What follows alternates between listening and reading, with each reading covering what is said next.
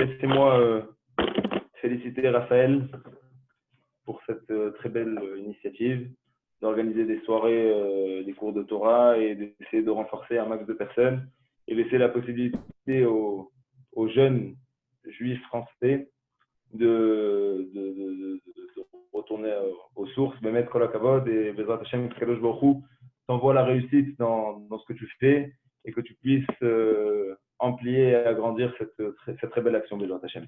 Alors, Bémet, je suis très content de participer à cette initiative et on va essayer ensemble ce soir d'avoir une petite réflexion. On ne va pas partir sur des choses très profondes, on va juste un peu parler de Rosh Hashanah, du mois de Elul, et Bémet, qu'est-ce qu'Hachem attend de nous. Et j'ai choisi de vous parler ça de lier ça un peu avec la paracha qu'on a lu cette semaine. Attendez une seconde. De lier ça un peu à la paracha qu'on a lu cette semaine. Donc on va essayer de faire comme ça, de rapprocher tout ça des Hashem, et on va dire les divrei Torah pour le foot du peuple juif et pour la du peuple juif. Alors, on est dans le mois de Elul. Le mois de Elul, on sait tous, c'est un des mois les plus importants du calendrier juif, puisque c'est le mois qui va nous préparer aux jours, au pluriel, les plus importants du calendrier. Je parle évidemment de Rosh Hashanah et de Yom Kippour. Je parle de Rosh Hashanah et de Yom Kippour. Alors, vous savez tous que le mot Elul, le mot d'Elul, le Chachamim, ils nous font le rapprochement avec un pasuk qui se trouve dans Shir HaShirim. Je ne sais pas si vous savez c'est quoi Shir HaShirim. Shir HaShirim, c'est le chant le plus important qui a jamais été dit dans le judaïsme. C'est Shlomo HaMelech qui a écrit ce chant-là. Et en fait, c'est un chant, le Rambam, le Maïmonide, il dit que ce chant-là, en fait, c'est un chant d'amour. D'amour des Béné Israël, du peuple juif envers Kadosh Baruch Hu, et d'amour d'Akadosh Baruch Hu envers le peuple juif. Et ce qu'il faut savoir encore, c'est qu'il y a deux dimensions dans le travail qu'un juif peut avoir envers son créateur.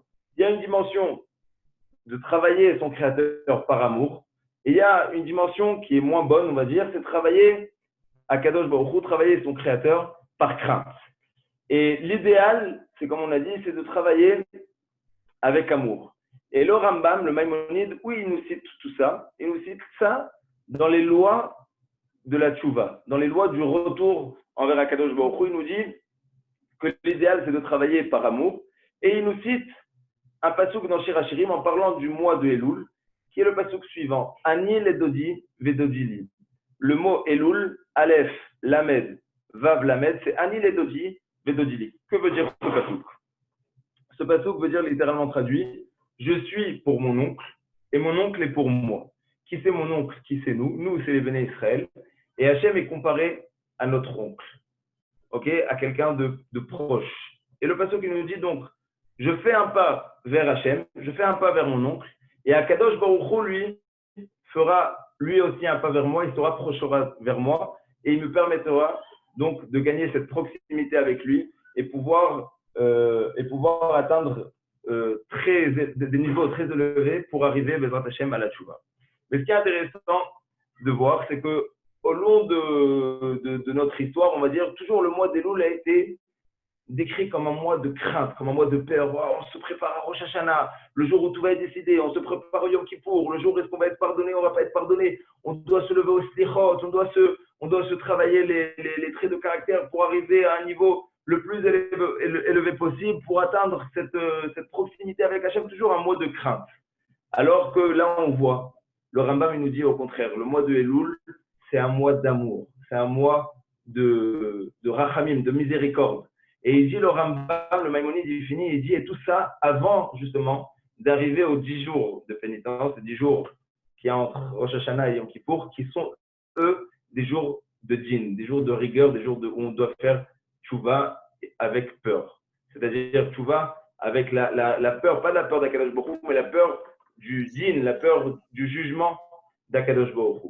C'est-à-dire que toute cette période-là, il faut savoir qu'on se trouve dans une période vraiment d'amour. Et vous savez, dans les livres de Chassidut, c'est écrit que cette période-là, c'est ce qu'elle est appelée, on dit sur Akadosh Baruch Hu, Amelech Basadeh. Le roi est dans les champs. Qui ne peut pas aller dans les champs? Tout le monde peut aller dans les champs. Et Hachem, il se trouve là-bas. Dieu se trouve dans les champs. C'est-à-dire que chacun peut gagner une proximité folle avec Akadosh Baruch Hu pendant ce mois de Elul. Pourquoi? Parce que Hachem a un énorme amour envers nous pendant ce mois-là. Maintenant, c'est très intéressant de voir que dans le Shir HaShirim, donc dans le chant que Shlomo HaMelech il a écrit, on a trouvé ce pasouk-là qui est Ani les Dodi Li, ça veut dire je fais un pas vers Hachem et Hachem fait un pas vers moi. Mais ce qui est intéressant de voir le chapitre de Shir HaShirim, là-bas, le pasouk est ramené, mais d'une autre manière. Là-bas, le pasouk va anilo. C'est-à-dire quoi, Dodi vers moi, et moi, je ferai un pas vers lui. Donc, c'est un peu en contradiction avec ce qu'on vient de dire. On a dit que nous, on doit faire le premier pas, alors que là, le pasouk dans Perek Bet, dans le chapitre 2, nous dit que c'est Hachem qui fait le premier pas. Donc, c'est quoi la différence entre les deux? Et ça, mes chers amis, sachez, c'est très simple. Il y a une discussion, ou plutôt une dispute infinie qui se passe dans les cieux. Akadosh Baruch Hu et ce qu'on appelle l'Assemblée d'Israël se dispute. Qui sait qui doit faire le premier pas? Est-ce que c'est Hachem qui va faire le premier pas? Grâce à ça, ça va nous faciliter la tâche, si vous voulez, et on pourra se rapprocher de lui. Ou c'est à nous de faire le premier effort, et après Hachem, lui, il se rapprochera de nous.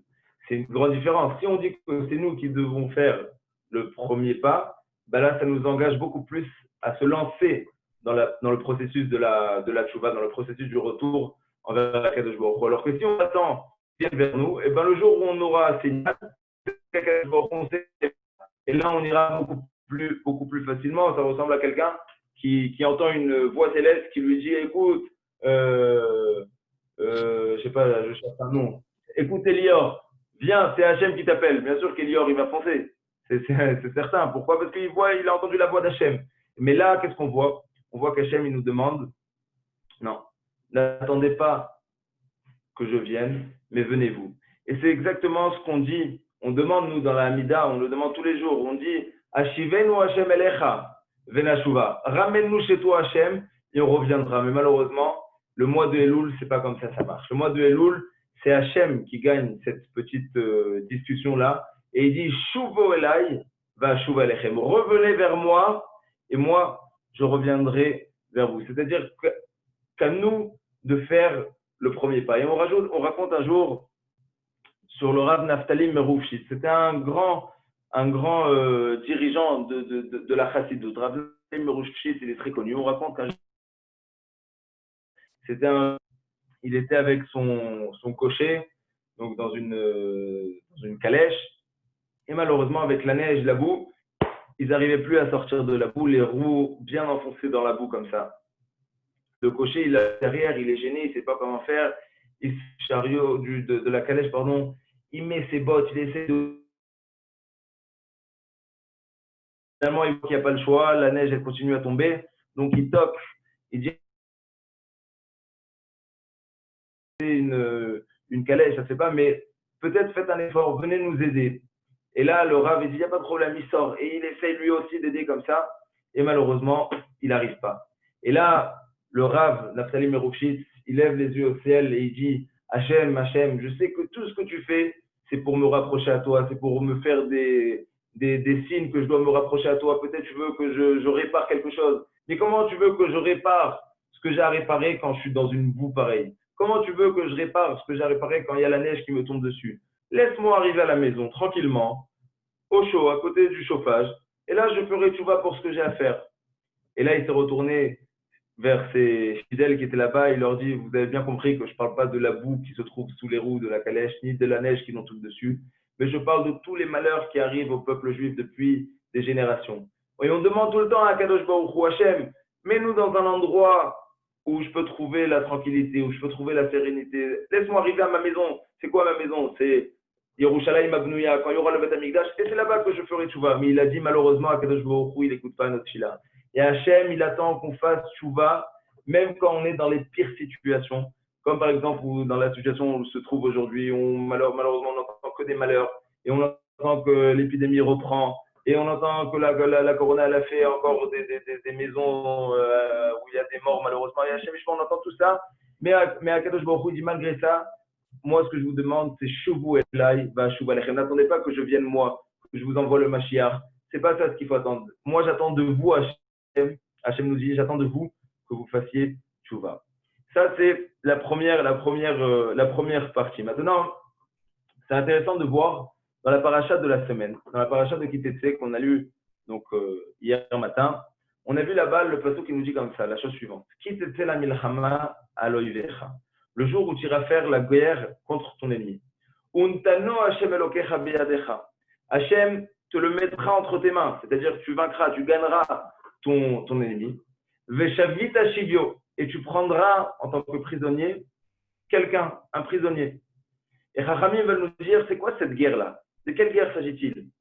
Ce n'est pas une guerre contre deux personnes, ce n'est pas une guerre contre deux nations. Chachamim veulent nous dire, c'est une guerre que chaque juif a entre lui et son mauvais penchant. Tous les matins, on est confronté contre notre Yetzer Hara. Si c'est pour se lever, aller faire la tchila, si c'est pour faire les brachot, pour mettre les tchilines, s'habiller tzniut, etc., etc. Tous les matins, on est confronté contre notre Yetzer Hara et tout au long de la journée. Et Hachem nous dit, Kitetse la milchama, quand tu iras faire la guerre, Untano Hachem elokecha biyadecha. Et bien là, qu'est-ce que je ferai? Je te le donnerai dans tes mains, c'est-à-dire tu gagneras le Yetzer Hara. Alors avant que je continue, on voit encore une fois ici la notion que c'est l'homme, le juif, qui doit faire le premier pas. Kitetse, quand tu sortiras faire la guerre contre ton mauvais penchant, c'est-à-dire c'est à nous de commencer de faire le premier pas, de sortir faire la guerre contre notre mauvais penchant. Et seulement après avoir commencé, et bien là, Hachem il nous dit, Untano Hachem elokecha biyadecha, Hachem te le mettra entre tes mains, c'est-à-dire tu arriveras à dominer ton mauvais penchant. Et tu arriveras, c'est ça la fin du passouk, Shavit Hashivio, de le prendre en tant que prisonnier. C'est-à-dire que le rôle d'un homme, c'est de dominer le Yetzer Hara. Et c'est ce qu'on dit tous les matins aussi dans les brachot, pour ceux qui font les brachot le matin, d'ailleurs c'est très important. Les brachot, on dit là-bas, on doit dominer le Yetzer Hara. C'est pourquoi dominer? On aurait pu l'effacer. Pourquoi dominer? Effaçons-le, c'est mieux. Pourquoi Hachem il a créé le Yetzer Hara? Non. Le secret, c'est quoi? C'est déjà, il faut savoir qu'Akadosh Baruch Hu, il a créé le Yetzer Hara pour nous donner un challenge dans notre vie. Imaginez-vous, il n'y avait pas de mauvais penchant.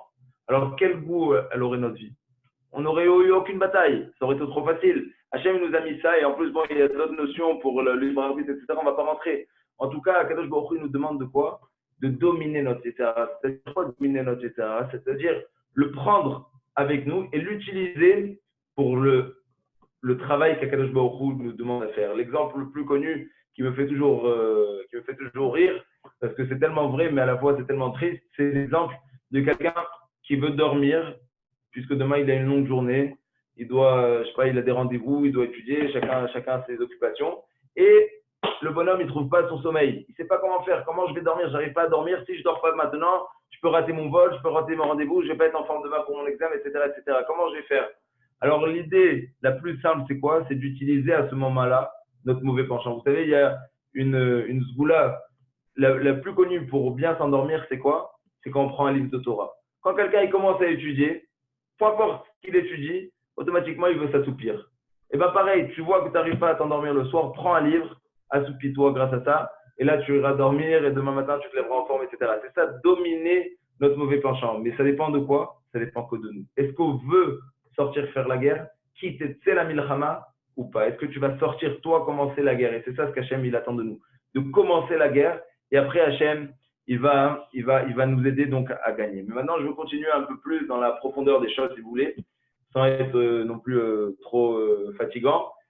Le mot shivyo, le mot qui veut dire prisonnier, Chachamim va nous dire que c'est un pasouk très connu qu'on dit dans Tehillim, c'est les mêmes lettres du pasouk V'yiftechu becha yodeh shemecha.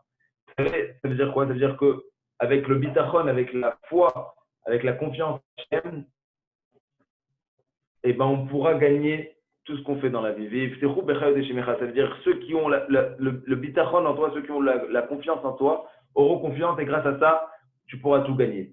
C'est-à-dire que le meilleur moyen de gagner le Yetzer Hara, c'est avec la foi en Hachem, qu'il est toujours là pour nous aider de le gagner. Et je vais vous dire une Gemara, je vais vous citer une Gemara qui est très importante et qui nous explique un peu quelle est notre relation avec notre mauvais penchant. Parce qu'on a une vraie relation avec notre Baba Bachar. Il faut savoir, on est tout le temps confronté à le combattre. On est tout le temps là à essayer de le combattre. Ou plutôt, il est tout le temps là à essayer de nous faire tomber et on doit toujours résister. Et la Gemara nous dit qu'Hachem, quand il a créé le Yetzirah, il savait qu'aucun homme, jamais dans toutes les générations, pourra le gagner. Si ce n'est, la Gemara nous dit, si ce n'est à Kadosh Baruch Hu, si ce n'est que Dieu aide l'homme à gagner son mauvais penchant. C'est-à-dire que Hachem, il a mis un ennemi dans l'homme, que l'homme n'a pas la capacité de gagner, si ce n'est qu'à Kadosh Baruch Hu l'aide à le gagner. Et c'est exactement ce qu'on a dit. C'est-à-dire, on a dit, nous, on doit sortir faire la guerre. Avec la foi qu'Akadosh Baruch Hu, il est là. Et là, Hachem va nous aider et va nous aider à le gagner et à le vaincre. Mais je vais continuer encore un peu. Le pasouk là-bas, dans Kitetsé qu'on a dit, alors on a dit, donc ça parle sur la guerre qu'un homme a avec son mauvais penchant. Et on a dit que le mot Elul, on a dit au début, on a donné une première explication qui est Ani Ledodi Vedodili, c'est-à-dire que je dois faire le premier pas vers donc Hachem, et Hachem va m'aider, comme on vient de le dire dans le Kitetsé. Mais sur le mot de Elul, il y a une autre explication qui a été donnée, et écoutez bien, c'est très très beau. C'est un peu plus profond que de tout ce qu'on a dit maintenant, mais c'est très très beau à voir. Le mot Elul, il forme deux mots en hébreu qui sont idotiques, c'est-à-dire qui se prononcent de la même manière, mais qui veulent dire deux choses différentes. Vous savez tous que le mot lo, en hébreu, il veut dire non, mais il veut aussi dire à lui. Lo, c'est chez lo, c'est à lui. Lo, à lui, etc. D'accord? Donc, la différence entre les deux, rappelez-vous bien, c'est que le mot lo, qui veut dire non, s'écrit avec lamed et aleph. Le lamed au début et le aleph à la fin, ça fait le mot lo qui veut dire non. Alors que le lo qui veut dire à lui est écrit, lui, avec un lamed et un vav. Jusqu'à là, c'est bon. Maintenant, il y a un pasuk dans Tehillim qui dit comme ça, on le dit tous les matins dans la tefila, il dit Velo anachnu amo vetson marito. Alors, littéralement traduit, et à lui, on est en tant que peuple, et on est donc son troupeau, si vous voulez. Mais ce qui est intéressant de voir, que ce pasuk, David Amelech l'a écrit dans le Tehillim, il est écrit d'une manière et il est prononcé d'une autre manière. C'est très courant dans la Torah, où il y a des mots qui sont écrits d'une manière, mais on les prononce autrement. Et là, c'est quoi la différence de la manière où elle est écrite, la manière dont on le prononce? C'est la différence du lo, qui veut dire une fois non, et une fois à lui. Et je vais expliquer la différence. Si on dit Velo anachnu amo avec un an, ça veut dire on n'est pas son peuple. Alors que si on dit Velo anachnu amo, à lui on est, donc c'est-à-dire qu'on est son peuple à lui. Et si vous remarquez, le mot Elul, le mot Elul, il forme Aleph Lamed, qui veut dire lo, qui veut dire non, et à la fin, Vav Lamed, qui veut dire lo à lui. Et il nous dit, le Rav Pinchas Friedman, il a ramené ça au nom d'un Rav que son nom m'échappe, il dit, le Rav Pinchas Friedman, tout le travail d'un juif pendant le mois de Elul, c'est de quand une personne est dans la dimension du Velo anachnu, c'est-à-dire qu'on n'est pas Hachem, comme c'est écrit dans le Tehillim, et ben c'est de changer de dimension et de devenir, comme on le prononce nous tous les matins, Velo anachnu, on appartient à Hachem. C'est-à-dire qu'on a la capacité de devenir quelqu'un qui appartient à Kadosh Baruch Hu, même si on était très très loin, même si a priori on n'appartenait pas à Kadosh Baruch Hu. Pourquoi je dis a priori? Parce qu'il faut savoir, et ça aussi c'est dans la paracha, qu'il y a l'histoire du Ben Sorer Umoré. C'est quoi l'histoire du Ben Sorer Umoré? L'histoire du Ben Sorer Umoré, c'est un enfant qui a fait toutes les fautes possibles et impossibles. Et malheureusement, la Torah nous dit, d'ailleurs ça n'a jamais existé dans l'histoire, c'est juste, la Torah nous dit, ça a été ramené juste pour étudier et nous donner la leçon. D'accord? C'est l'enfant qui a vraiment, l'enfant rebelle, mais qui a fait tous les problèmes possibles et impossibles, toutes les avorotes possibles et impossibles. Et la Torah nous dit, un enfant comme ça, il doit être tué. Et c'est intéressant de voir que même quand la Torah, elle parle de cet enfant-là après avoir fauté, comment la Torah l'appelle? Elle dit Benenouze, Sorer Umoré. Notre fils, lui, est un enfant rebelle. C'est-à-dire que même quand il est dans la situation, la pire situation vis-à-vis d'Hachem, Hachem l'appelle comment? L'appelle mon fils. Ça veut dire qu'un juif, loin peu importe, il n'a rien fait, il n'a jamais approché la synagogue, il n'a jamais respecté les lois du Shabbat, il n'a jamais respecté aucune loi, ça reste toujours le fils d'Akadosh Baruch Hu. Le Sorer Omoré, l'enfant rebelle qui a tout lâché, c'est encore le fils d'Akadosh Baruch Hu. Mais il y a une dimension, c'est ce qu'on a dit au début, il y a une dimension, quand quelqu'un il se sent mis à l'écart d'Hachem, il est dans la dimension du premier mot de Elul, qui veut dire non, c'est-à-dire qu'on appartient à Akadosh Baruch Hu. Eh bien, il faut savoir que on a la capacité de devenir Velo Anachnu Amovatan Marito. On appartient à Hachem et on fait partie de son peuple. Et je continue un peu sur cette lignée-là. C'est quoi la différence numérique, si vous voulez, on va faire une petite addition, d'accord? C'est quoi la différence numérique entre l'eau avec un Aleph qui veut dire non et l'eau avec un Vav qui veut dire à lui? La différence, c'est de 1 à 6, puisque le Aleph, c'est valeur numérique 1 et le Vav, c'est valeur numérique 6. Ça forme le chiffre 5. Et c'est très beau à voir que Akadosh Baruch Hu, quand il a créé le monde, il a écrit là-bas Ele toldot hashamayim haaretz behi baream. Voici donc la descendance de la terre et du ciel, behi baream, en étant créé. Et Chachami veut nous dire, c'est quoi behi baream? C'est que Hachem, il a créé le monde avec la lettre He, avec la lettre He qui signifie donc la valeur numérique 5. Behe Beraam. C'est-à-dire quoi ce Behe Beraam? C'est-à-dire quoi qu'Akadosh Baruch Hu, il a créé le monde avec le chiffre 5? Ça veut dire quoi ça? Comment il a créé le monde avec le chiffre 5? On connaît qu'Hachem, avec 10 paroles, il a créé le monde, mais c'est quoi avec le 5 là, qu'il a créé? Et en fait, il faut savoir qu'Akadosh Baruch Hu, il a créé le monde avec le 5. C'est quoi le 5? C'est la possibilité de faire tchouva. Behe Beraam, c'est quoi? Hachem, il a donné à la création du monde la possibilité à chaque juif de faire la tchouva. Quel rapport avec le 5? Eh ben, c'est ce qu'on a dit. Puisque la différence entre l'eau, c'est-à-dire qu'on n'appartient pas à Kadosh Baruch Hu, et la différence, l'eau, on appartient à lui, on appartient à Kadosh Baruch Hu, c'est le chiffre 5. Velo anachnu, on appartient à Kadosh Baruch Hu, c'est-à-dire qu'on a complété du 1 au 6, qui est la lettre Vav, et maintenant on rentre dans la dimension de la tchouva. On est là et on appartient à Kadosh Baruch Hu. C'est ça, Behe Beraam. Hachem, il a créé le monde avec la lettre He. C'est-à-dire qu'Akadosh Baruch Hu, il a laissé la possibilité à un juif toujours de se rapprocher à Hachem. Et c'est d'ailleurs marqué dans le mot de Teshuvah. Comment on écrit Teshuvah? Teshuvah, c'est Tashuv et He. Tashuv. Tashuv et He. Reviens, He. Reviens à Hachem. He. Tashuv, He. Reviens.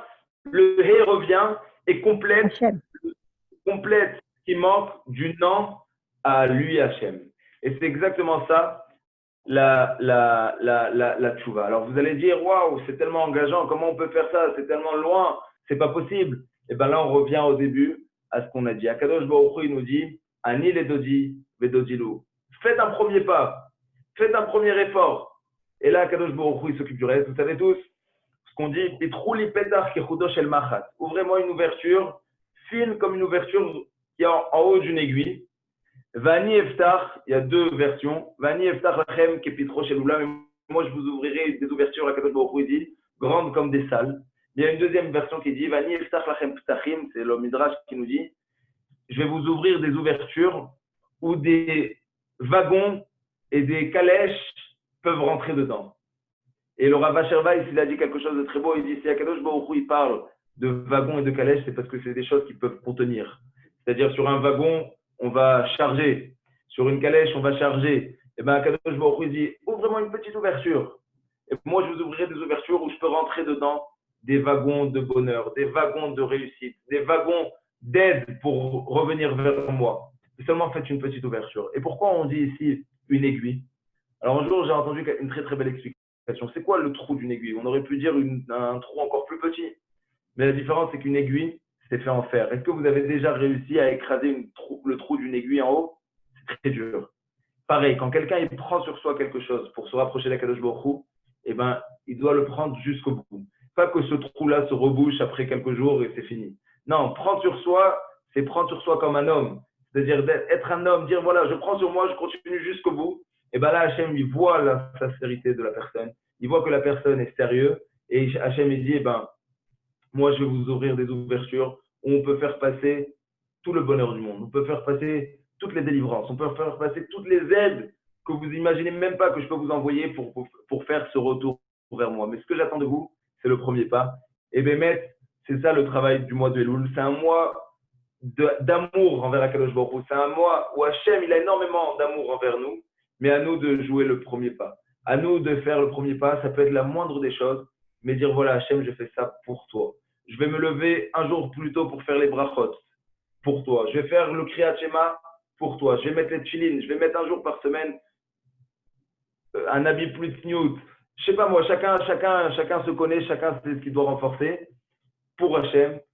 Et Akadosh Baruch Hu, Bezat Hachem, va nous aider et va nous aider à revenir vers lui. Parce que comme on l'a dit, la période de Elul, Amelech Bassadeh, le roi est dans les champs et il faut en profiter. Il ne faut pas avoir peur de ce jour parce que la peur, déjà, c'est une dimension qui est un peu plus basse que l'amour, mais surtout, la peur, ça paralyse. Cette période-là, elle ne devrait pas être paralysée en trace de shalom, elle devrait être un élan pour une belle année, un élan pour la teshuva, un élan pour l'évolution personnelle, Bezat Hashem, dans la spiritualité et dans la matérialité. Mais tout ça dépend d'une personne, nous. Si nous, on est capable de faire le premier pas vers Akadosh Baruch Hu, et bien Akadosh Baruch Hu, lui, il sera capable de nous envoyer tout ce qu'il faut pour qu'on puisse mettre faire la teshuva. Et c'est ce que je vous souhaite à tous ici, Bezat Hashem, qu'on puisse se rapprocher facilement d'Akadosh Baruch Hu qui nous envoie mettre l'aide qu'on a besoin pour se rapprocher de lui et qu'Akadosh Baruch Hu nous envoie que des bonnes nouvelles, qu'il enlève cette épidémie de nous, qu'il enlève tous les malheurs qu'on entend et Bezat Hashem qu'on puisse avoir une Shana Tova ou Metuka, une année bonne et douce comme le miel Bezat Hashem. Encore une fois, bravo à tous et bravo Raphaël pour l'organisation de soirée. Bravo à vous.